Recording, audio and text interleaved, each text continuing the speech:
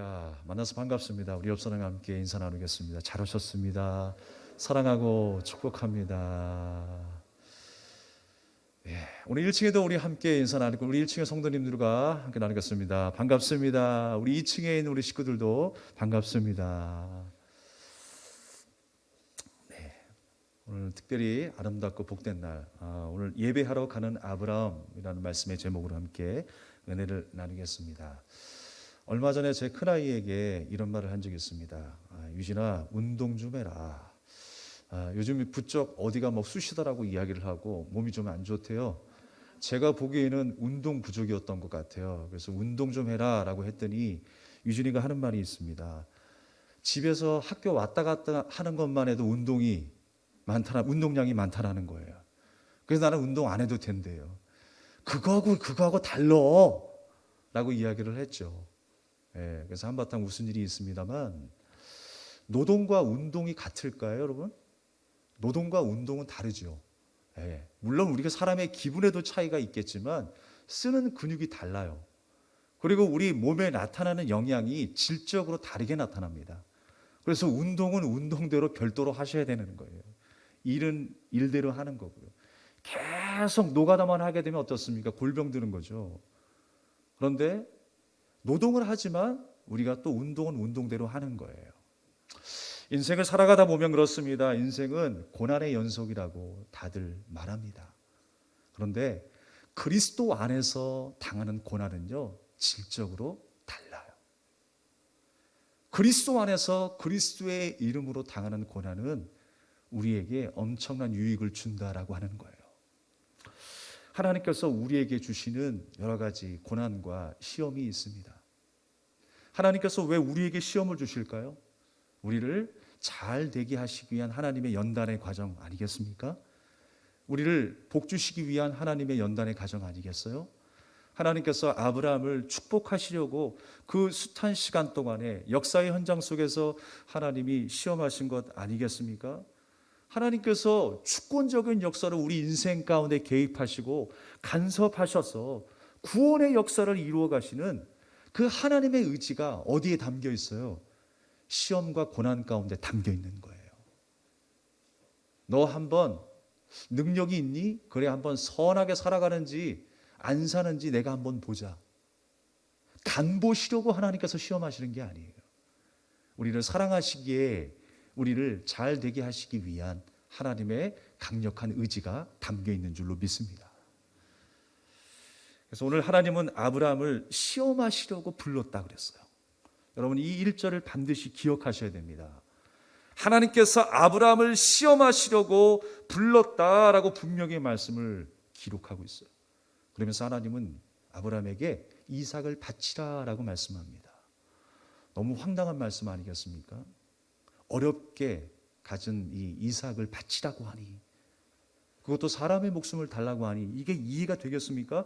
그럼에도 불구하고 아브라함은 하나님 앞에 순종합니다. 왜 순종했을까요?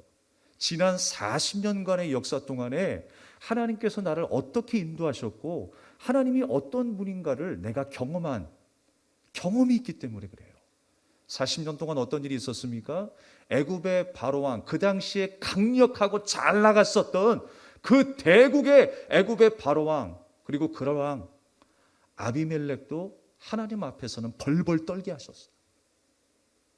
그렇게 강력하고 세상을 호령할 것 같았던 그 왕들조차도 하나님의 역사하심 앞에 굴복할 수밖에 없었어요. 그 광경을 아브라함이 목격한 거예요. 나는 아무것도 가진 것이 없고 아무런 군사와 배경이 없음에도 불구하고 하나님이 나를 붙잡아 주시니까 내가 그 앞에서 승리하는 삶을 살게 되었다는 것입니다. 그리고 메마른 나무와 같은 자기와 사라를 통해서 하나님은 누구를 주셨어요? 이삭을 주셨어요. 그런 기적의 세상에 어디 있습니까? 그 은혜를 통하여 하나님이 어떤 분이시라는 것을 알게 되는 거예요. 그리고 기근을 통해 세상의 수많은 사건과 사고를 통해서 가나안을 벗어나고 내가 먹고 살 길을 찾아서 방황할 때마다 하나님은 어디로 데려다 놓으세요? 또 가나안으로 데려다 놓으시는 거예요. 하나님이 약속하셨던 그 땅, 주님이 약속하셨던 그 말씀을 이루시기 위해서 아브라함을 또 데려다 놓으시고 또 데려다 놓으시는 거예요. 또 잘게 또 부수고 또 연단하셔서 성숙한 자리로 하나님께서 인도하시는 거예요.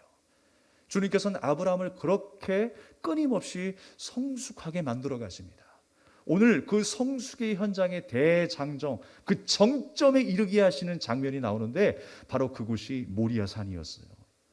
하나님께서 그 아들 이삭을 바치라라고 말씀하고 있습니다. 이삭을 바치라고 했었을 때에 아브라함은 순종하며 이삭을 데리고 모리아산으로 올라갑니다. 그렇게 아브라함이 이삭을 바치려고 했던 그 마음은 어떤 마음이었을까요? 히브리서 11장 19절 말씀에는요, 이 아브라함의 마음속에 그 어떤 믿음이 있는가를 우리가 확인할 수가 있어요. 이삭이 죽어도 하나님께서 다시 살리실 것을 믿었다 그랬어요.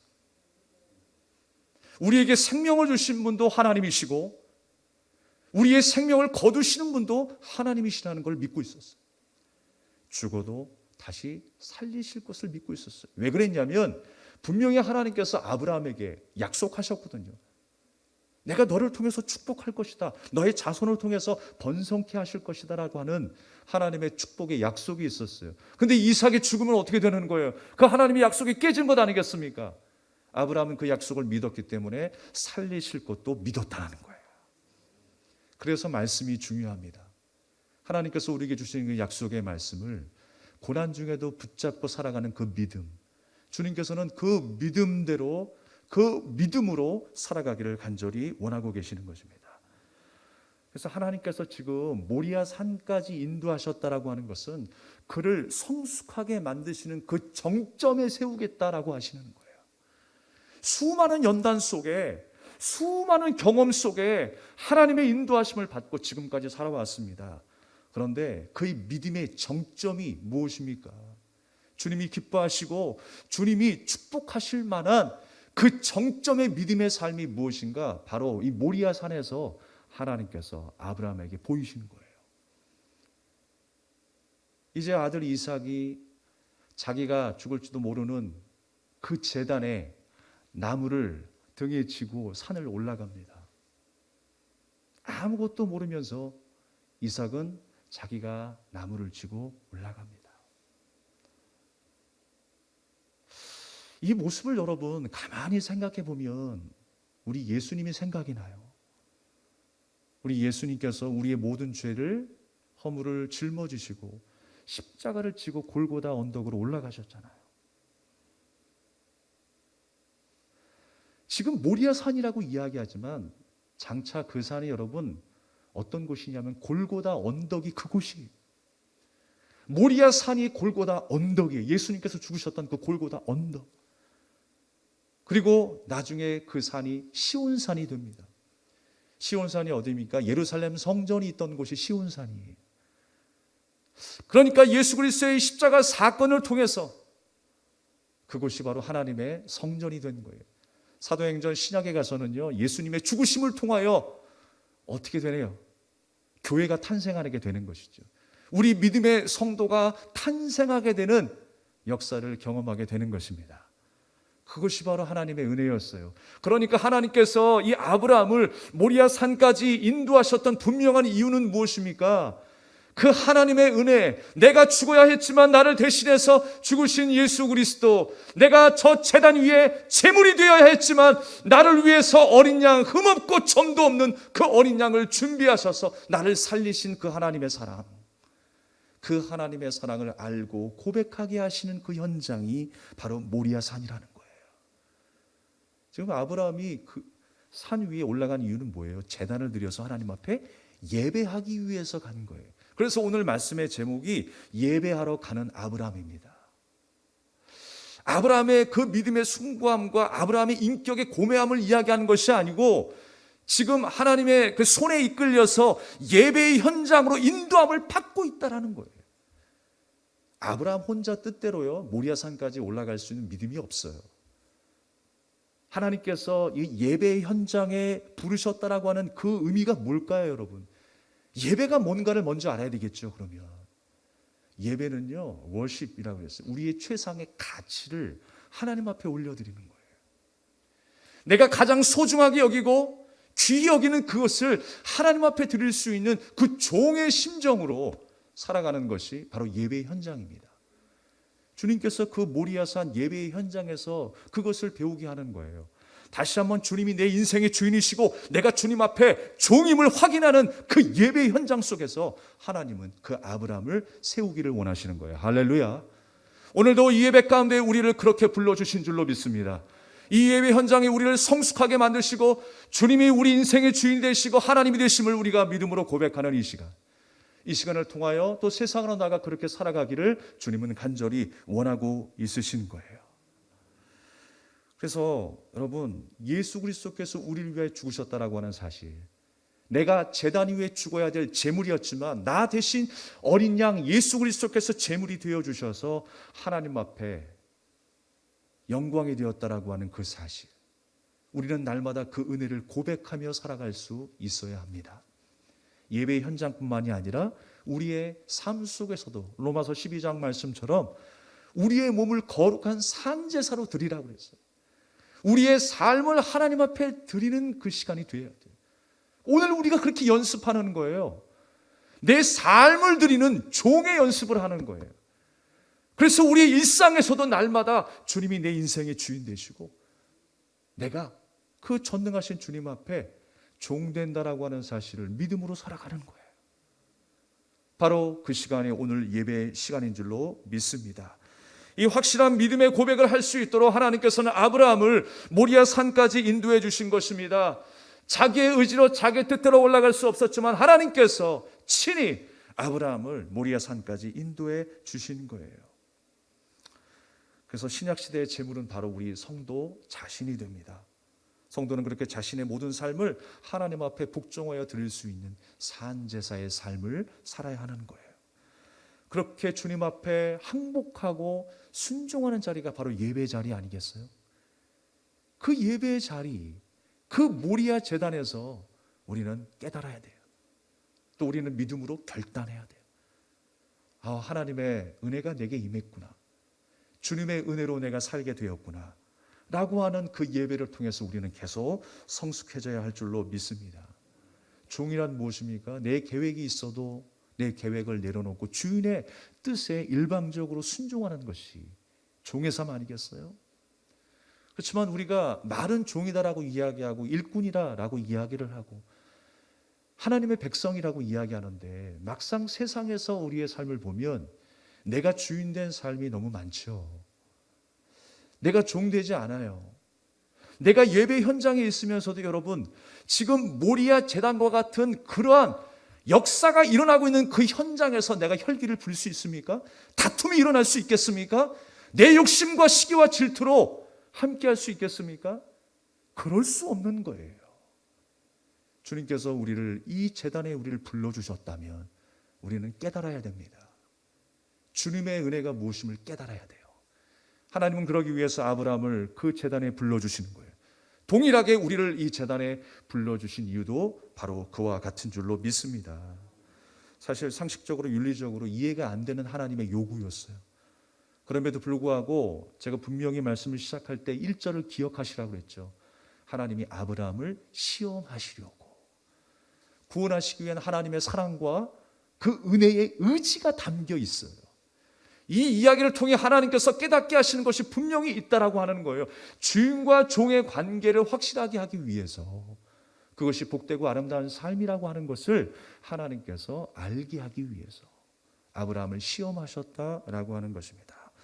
정말 여러분, 우리가 하나님의 자녀가 맞다면 예수께서 목숨까지 드렸던 것처럼 나의 생사허박을 하나님께 맡길 수 있는 자녀로 살아야 할 줄 믿습니다.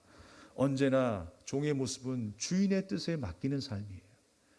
바로 우리 주인 대신 하나님의 뜻에 우리의 삶을 맡겨드릴 수 있기를 주님의 이름으로 축복합니다. 누가복음 9장 57절 이하의 말씀을 보게 되면요, 예수님과 제자들, 그 무리들과의 대화가 나옵니다. 그런데 제자들이 예수님께 내가 주님을 쫓겠습니다, 내가 주님을 쫓아가겠습니다 라고 이야기를 해요. 그랬더니 예수님께서 매몰차게 말씀을 하십니다. 뭐라고 하시냐면 여우도 굴이 있고 공중에 나는 새도 집이 있다. 그러나 나는 머리 들 곳도 없다. 이 말씀이 뭐예요? 너희들이 기대하고 소망하는 것 나에게는 없어. 너희들이 그렇게 주기 원하고 그렇게 바라는 것 나에게는 없어 라고 주님께서 말씀하시는 거예요. 매몰차게 제자들에게 말씀하십니다. 그 이후에 예수님께서 다른 무리들에게 나를 쫓으라 라고 말씀하십니다. 그때 사람들이 뭐라 그래요? 지금 부모님이 돌아가셔서 장례를 치러야 됩니다. 그랬더니 예수님께서 그건 죽은 자들에게 맡기고 너는 가지 마라고 말씀하세요. 사랑의 예수님께서 이렇게 말씀하실 수 있을까요? 이해가 안 되죠. 그리고 또 예수님께서 다른 사람들에게 말합니다. 나를 쫓으라 라고 이야기합니다. 그랬을 때 뭐라고 그래요? 아직 우리 가족들과 작별 인사를 하지 않았습니다. 작별 인사할 수 있도록 보내주십시오라고 이야기를 해요. 그랬더니 예수님이 뭐래요? 손에 쟁기를 잡고 뒤를 돌아보는 자는 하나님 나라에 합당치 않다라고 말씀하셨어요. 가지 말라는 얘기예요. 이 말씀이 여러분 오해하지 마시기 바랍니다. 정말 그렇게 하지 말라라고 하시는 말씀이 아니에요. 주님께서 그 전제 먼저 뭐라고 말씀하셨어요? 나를 쫓으라라고 말씀하셨어요. 나를 따라오고 나를 쫓아오는 종의 삶을 살아라 라고 말씀하셨는데 그에 대한 응답이 뭐예요? 엉뚱한 대답들을 하고 있는 거예요. 지금 주님께서 물어보신 이유는요, 주인과 종의 관계가 돼야 함을 말씀하고 있는, 그것을 주지시키기 위해서 예수님께서 그렇게 말씀하신 것에도 불구하고 사람들의 반응은 어땠어요? 핑계를 대고 있는 거예요. 주님을 따라감이 순종해야 되는데 주님을 따라감이 핑계로 가득 차 있어요. 몇 발자국 걸어가겠습니까? 낙오하죠. 우리가 날마다 주님이 우리의 주인 되심을 믿고 인정하고 순종하며 따라갈 수 있는 우리 모두가 되어야 할 줄로 믿습니다. 그래서 나를 쫓으라 하셨을 때의 반응에 대해서 말씀하고 있는 거예요. 어디로 가시든지 좋겠다라고 하면서, 어디로 가시든지 내가 쫓아가겠습니다라고 하면서 난 너에게 줄 것 없다, 너의 기대하는 바가 내 안에 없어 라고 말씀하셨을 때 엉뚱한 소리들을 지금 하고 있는 거예요. 주님은 우리에게 꼭 확인하고 싶으신 것이 있어요. 정말 예수님을 내 인생의 주인으로 삼고 있는지, 내 인생의 최고의 가치를 하나님 앞에 내어드릴 수 있는 그 믿음으로 살고 있는지, 주님은 그것을 확인하기 원하신다라는 거예요. 진정 우리가 주님의 종으로서 우리의 주권을 하나님 앞에 맡기며 살아가고 있습니까? 아직도 내 삶의 주권을 내가 가지고 있지 않습니까? 내 뜻이 아니라 하나님의 뜻이 우리 인생 가운데 이루어지길 원한다고, 하늘의 뜻이 이 땅 가운데 이루어지길 원한다라고 기도는 하지만 모든 주권이 여전히 내 손에 쥐어지고 있지 않습니까? 사랑하는 여러분, 오늘 모든 주권이 하나님께 있다라고 하는 사실, 그 주권을 하나님 앞에 맡길 수 있는 우리가 되어야 합니다. 주님은 그러한 예배의 삶을 원하고 계세요. 예배라고 하는 것은 그렇게 우리의 가치를 드리는 종의 삶, 하나님의 말씀을 듣고 순종하는 종의 삶을 연습하는 그 현장이 바로 예배 현장인 것입니다. 그 예배 현장에 하나님은 아브라함을 불러주신 거예요. 그래서 엄청난 사건을 보게 하시면서 깨닫게 하시는 거예요. 나를 위해 예수님이 죽으셨구나. 내가 그 은혜 아니면 끝났구나. 여러분, 그 은혜의 현장 앞에 우리가 무슨 말을 해요? 무슨 혈기가 있겠으며, 무슨 다툼이 있겠으며, 무슨 우리의 욕심이 있겠습니까? 그저 감사지요. 그래서 예배 현장에는요, 감사밖에 없는 거예요. 사랑밖에 없는 거예요. 여러분, 이곳이 감사의 충만한 현장이 되길 바랍니다. 그리고 이 모습 그대로 우리의 삶 속에서 이러한 역사가 나타나야 돼요. 우리의 삶 속에서 날마다 감사와 사랑이 넘쳐나야 한다는 것입니다. 주님께서 아브라함을 믿음의 조상이라고 부르신 이유는요, 다른 데 있지 않아요. 그의 삶이 우리가 살아가야 될 방향이기 때문에 믿음의 조상이라고 말씀하시는 거예요. 본보기로 우리에게 보여주셨어요. 그런데 여러분, 우리가 정말 많은 것 중에 하나 드리는 것도 사실 쉽지 않아요. 그런데 지금 하나님께서 아브라함에게 요구하셨던 것은 독자 이삭이었어요. 자기 생명보다도 더 귀한 그 이삭, 내가 가장 소중하게 여기는 것의 끝판왕의 끝판왕의 끝판왕, 그 자녀를 하나님 앞에 드리라고 하니, 여러분 이게 이해가 되겠습니까? 우리 인생도 그런 것 같아요. 하나님 앞에 작은 것을 드릴 때는 그냥 하나님 앞에 드린다라고 얘기를 해요. 믿음으로 드린다라고 얘기를 해요. 그런데 좀 더 소중한 것, 좀 더 가치 있는 것, 내가 귀하다고 생각하는 그 무언가를 하나님 앞에 드릴 때는 믿음의 대상에서 싹 제외시켜버려요. 하나님, 이건 믿음이 아니잖아요. 자기의 합리성과 함께 결부시켜가지고 믿음에서 제외시켜버리는 거예요. 여러분, 하나님께서 우리를 바라보실 때 믿음에서 제외되어야 될 대상은 아무것도 없습니다. 믿음의 대상으로 우리를 바라보시는 거예요. 자녀에 대한 부분이 얼마나 민감합니까? 이 세상을 다 잃어도 자녀에 대한 마음만큼은 소중하게 여기잖아요. 자녀에 대해서 얼마나 우리가 민감합니까? 누가 우리 자녀에 대해서 거짓된 말이라든가 잘못된 말을 하게 되면 참을 수 없고 견딜 수 없는 분노가 일어나잖아요. 그게 사람의 마음 아니겠습니까? 그런데 그 자녀, 사랑하는 자녀를 죽이라고 하는 것은 자기가 여기고 있는 그 가치 가운데에 최고의 끝판왕에 이르는 그 시험이에요. 그것을 하나님이 요구하실 때에 아브라함은 믿음으로 바치려고 했다라고 하는 것입니다. 도저히 감당할 수 없는 그 일들을 아브라함은 지금 감당하고 있는 거예요. 우리가 때로는 그렇습니다. 하나님이 주신 그 선물인데, 자녀도 선물이고 물질도 선물이고 우리의 모든 것들이 하나님이 주신 선물인데, 하나님을 더 사랑해야 함에도 불구하고 주신 선물에 더 매일 때가 있어요. 물론 우리가 귀히 여겨야 되고 사랑해야 되고 관리해야 될 많은 일들이 있습니다만, 하나님보다 하나님이 주신 선물에 대해서 더 집중하다 보니까 하나님을 잊어버리고 살아가요. 주신 이가 하나님이신 줄 믿습니다. 우리의 생명을 주관하시는, 우리의 생사화복을 주관하시는 분이 전능하신 하나님이심을 믿는 저와 여러분 되기를 주님의 이름으로 축복합니다. 그래서 항상 자기 형편과 믿음의 수준에서 생각하다 보니까 조금 과하다고 생각할 때, 조금 과한 시간을 드리고 조금 과한 물질을 하나님 앞에 드릴 때 내 마음이 불편해지기 시작해요. 왜냐? 믿음에서 제외시켜버리기 때문에 그래요. 여러분, 그 어떤 것이라 할지라도 하나님 앞에 온전하게 올려드릴 수 있는 것이 진정한 예배입니다. 하나님은 그 예배의 현장에 아브라함을 부르시는 거예요. 그 믿음의 결단을 위해서 아브라함을 그 모리아 산까지 인도하시는 거예요. 그런 의미에서 우리는 날마다 그 모리아 산으로 올라가야 되는 것입니다. 우리의 표대가 뭐라고 그랬습니까? 십자가의 표대라고 그랬어요. 왜 십자가의 표대라고 이야기할까요? 우리는 날마다 십자가로 가까이 가는 삶을 살아야 되는 거예요. 주님의 은혜를 기억하고 우리의 죄를 깨닫고 주님이 아니면 죽었음을 날마다 고백하는 그 십자가의 현장으로 우리는 가야 되는 거예요. 바로 그 자리가 모리아의 현장인 줄로 믿습니다.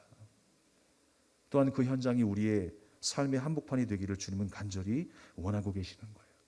하나님께서 아브라함을 그렇게 성숙한 믿음의 자리로 인도하셨던 것처럼, 그렇게 하나님이 주인 되시고 아브라함이 종됨을 알게 하시고 깨닫게 하시는 그 예배의 현장을 보여주신 것처럼 우리의 삶 또한 그렇게 되기를 주님은 간절히 원하고 계십니다. 내가 할 수 없기에 주님이 아브라함을 인도하셨어요. 내가 할 수 없기 때문에 주님은 우리를 인도하십니다. 예배 현장에 우리의 발걸음을 재촉하셨어요. 내 의지로 나왔다고 생각하지만 사실 하나님의 은혜의 손길이 있었어요. 사람을 통해서라도, 마음의 찔림을 통해서라도 하나님은 나를 감동시켜 주셔서 오늘 이 자리에 나오게 된 줄로 믿습니다. 주님을 더 알아가게 하기 위해서, 주님을 더 사랑할 수 있는 그 마음을 주시기 위하여 이 예배 현장에 우리를 부르신 줄로 믿습니다. 개그 콘서트에서 큰 인기를 끌었던 김혜선 자매님이 계십니다. 자매님이 얼마 전에 그 방송에 보니까 독일 남자하고 결혼해가지고 한국에 와서 여러 가지 활동을 하고 있더라고요. 근데 그 김혜선 자매님이 간증을 하는 방송을 들었어요. 사실 그 개그 콘서트에서 한참 밝게 보이고 씩씩하게 보였던 김혜선 자매님이었습니다. 그리고 많은 인기를 누리게 되었어요. 그런데 그 속에는, 그 뒤에는 말하지 못할 아픔과 우울함이 있었다고 합니다.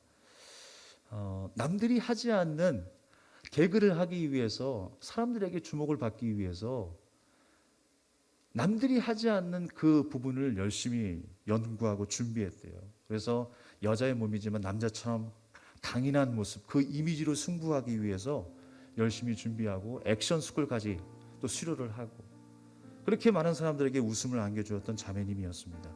그런데 시간이 지나면서 그 몸이 망가지기 시작했대요. 원래 운동을 싫어했던 사람이고 겉모습은 남자처럼 보일지 모르겠지만 그 속마음은 너무 순수한 여자의 마음이었어요. 그래서 몸이 망가지기 시작하면서 병원을 출입하게 되면서 출연료는 모두 병원비로 충당할 정도로 다 소진하게 되었습니다. 그러다가 그 마음도 병이 들기 시작했어요. 내가 정말 여자가 맞나? 정체성에 대한 혼란까지 오게 되었습니다. 관객들은 나를 보고 웃지만 나는 웃고 싶은 마음이 아닌데, 이 갈등 속에서 점점 우울감에 빠질 수밖에 없었던 거예요. 그래서 7개월 동안 몸과 마음이 무너지기 시작하면서 웃음도 잃게 되었다는 것입니다. 그 순간이 가장 위험한 순간이었대요. 그냥 높은 곳에 있으면 뛰어내리고 싶고, 차도에 차가 지나가면 그 속에 몸을 던지고 싶은 마음으로 가득했었던 그 순간이었어요.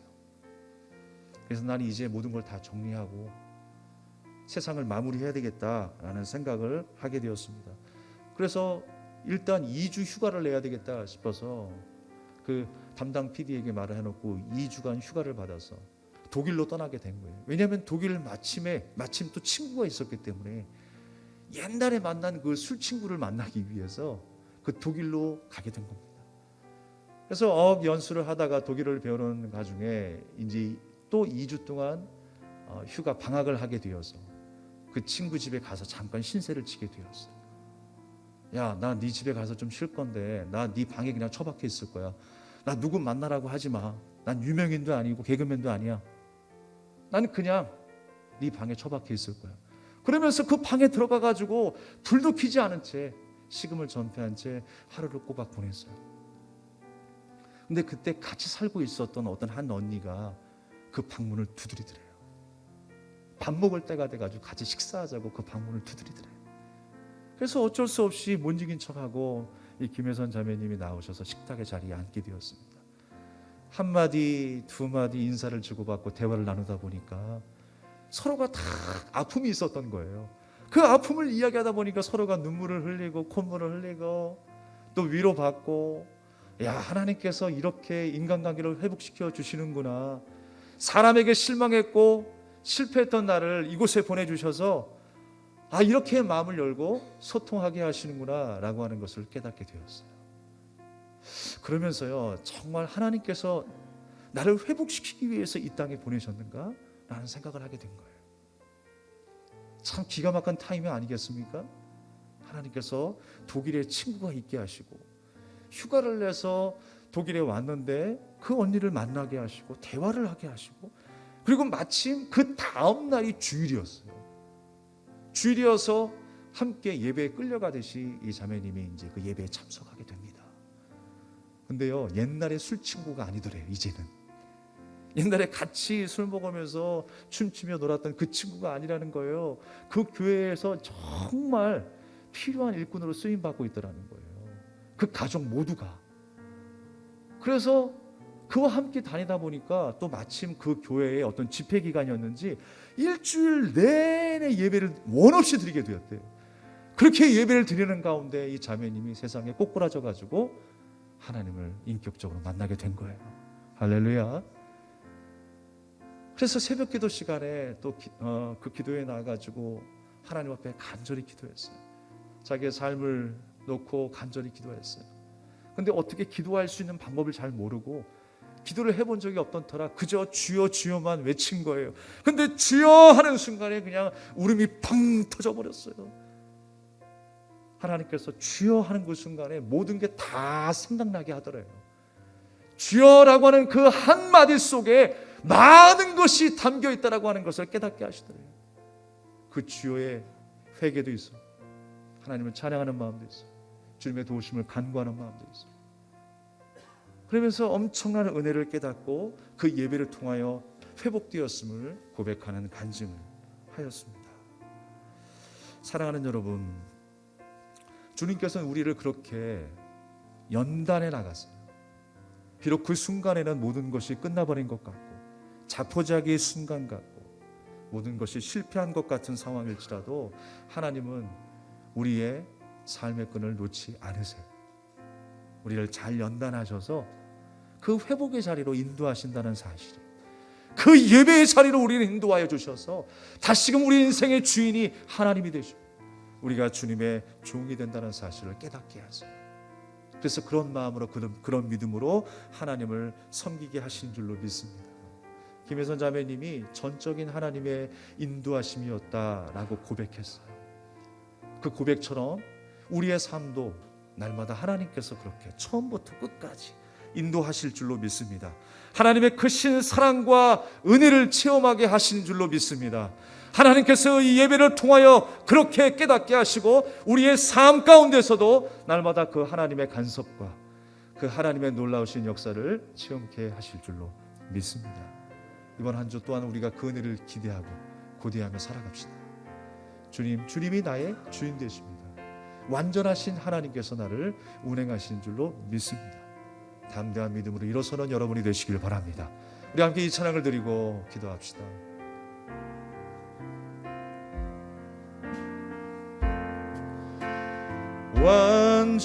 완전하신 나의 주, 그의 길로 나 인도하소서.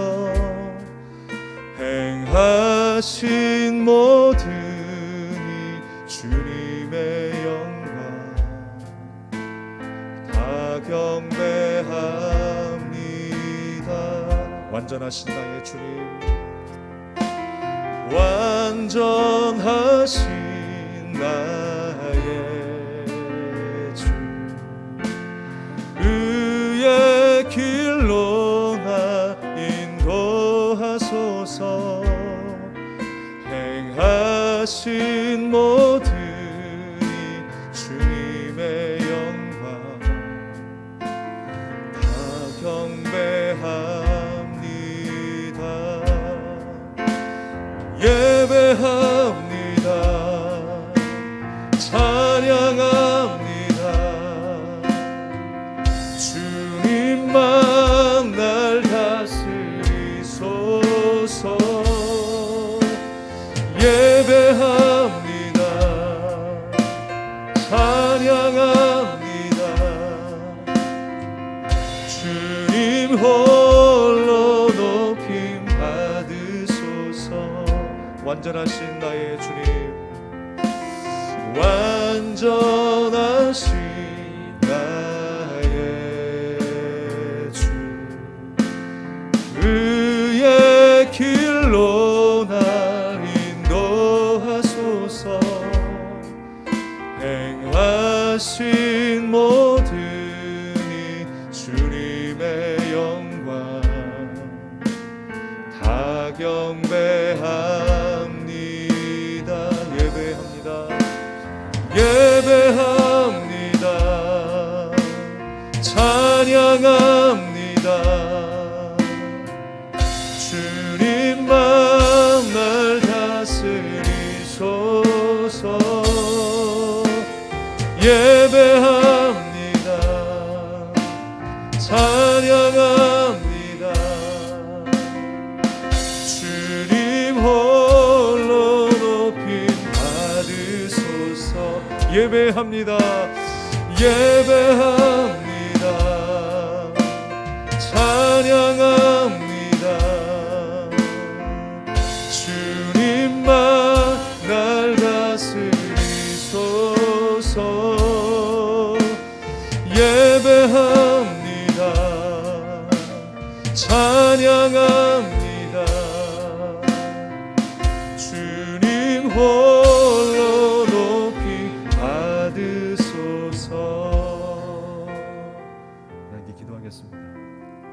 주님께서 우리를 예배 현장으로 부르는 것은 온전히 주님을 높이는 주님의 자녀로 우리를 만드시기 위함입니다. 또한 이 삶이, 이 시간이 우리의 삶의 연장이 돼서 그 삶의 모습으로 하나님을 기쁘시게 하는 우리로 만들기 위해 주님께서 이 시간을 허락하셨습니다. 날마다 우리를 예배 현장으로 이끄시는 주님, 어디에 있든지 예배의 초소가 되고 어디에 있든지 주님이 임재하시는 거룩한 땅이 되기를 원합니다. 하나님, 이 한 주를 살아갈 때에 날마다 하나님의 임재를 구할 주님의 자녀로 살게 하옵소서. 내가 있는 곳이 예배 현장이 되게 해주시고 주님이 나의 주인 되시며 내가 주님의 종이 되어 살아가는 그 거룩한 삶, 그 성숙한 삶, 그 믿음의 삶으로 살아가기를 결단하는 우리 시간 되게 해달라고 우리 간절한 마음으로 기도하겠습니다. 하나님 아버지, 은혜를 감사드립니다.